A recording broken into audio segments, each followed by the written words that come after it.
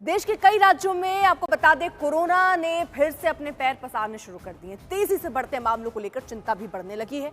Corona को लेकर हमारे संवाददाता अशोक सिंघल ने बात की है वरिष्ठ डॉक्टर रणदीप गुलेरिया से।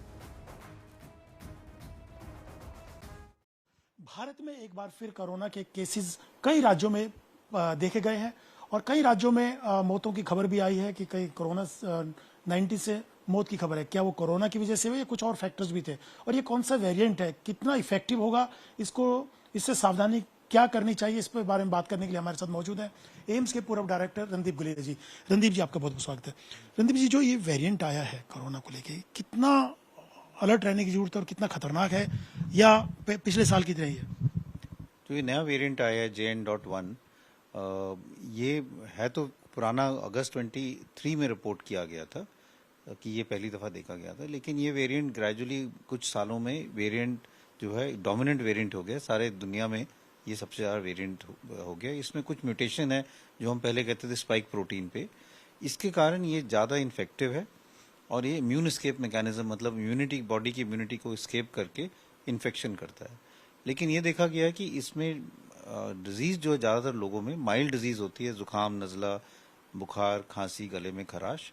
जिन लोगों को कोमॉर्बिडिटीज़ हैं, बुजुर्ग लोग हैं जिनको डायबिटीज़ हैं, हार्ट की प्रॉब्लम है या ऐसी दवाइयों पे हैं जिससे इम्यूनिटी कम हो जाती, उनमें ज़्यादा सीवियर इन्फेक्शन हो सकती, तो उनको ज़्यादा सावधानी बरतने की ज़रूरत है। तो क्या सावधानी बरते? क्या मास्क दोबारा से शुरू किया जाए?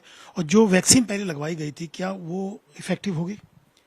अभी तक जो डेटा आया है उसमें ये देखा गया कि वैक्सीन से कुछ हद तक प्रोटेक्शन अभी भी है, और कुछ प्रोटेक्शन इसलिए भी है क्योंकि हमें, अगर हम ये कहें कि 2019-20 में कोविड आया, उसके बाद कई उसके वेरिएंट्स आए, अल्फा, बीटा, गामा, अब ओमिक्रॉन आया। ये ओमिक्रॉन लीनिएज का ही एक वेरिएंट है जो हम अभी देख रहे हैं सर्कुलेट करते हुए।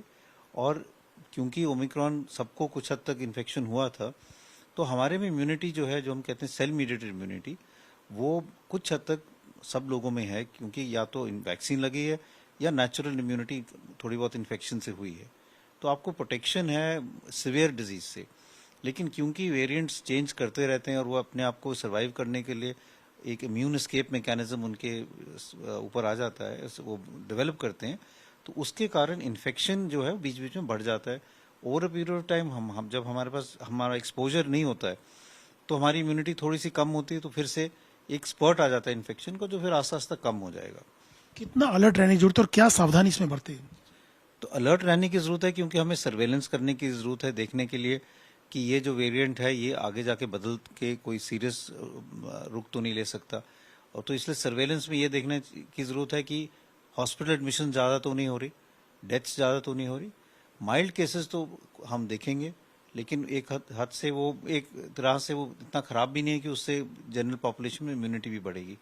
उन लोगों को जिनकी इम्यूनिटी कम हो सकती है, जो बुजुर्ग लोग हैं, उनको सावधानी बरतने की ज़रूरत है। तो अगर वो कैसी जगह जाएं जहां भीड़ वगैरह है तो मास्क ज़रूर लगाएं।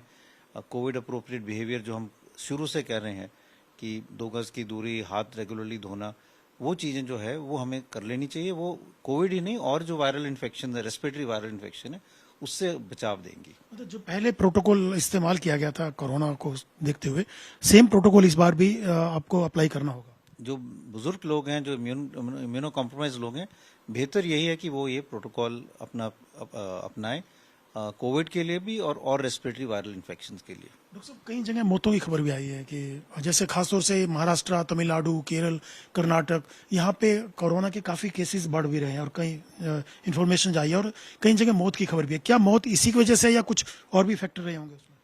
तो ये देखा गया है कि जो ओमिक्रॉन वेरिएंट्स हैं या और जो बाद के वेरिएंट्स हैं, उनमें जैसे मैंने कहा कि जिन लोगों की इम्यूनिटी कम है, जिन लोगों को ऑलरेडी कोमॉर्बिडिटीज़ हैं, उससे वो कोमॉर्बिडिटी भी ज़्यादा खराब हो जाती है, और उससे जो पेशेंट की हालत है वो ज़्यादा खराब होने से आईसीयू में एडमिट हो जाते हैं या उनको कभी कभी वेंटिलेटर की ज़रूरत पड़ जाती है।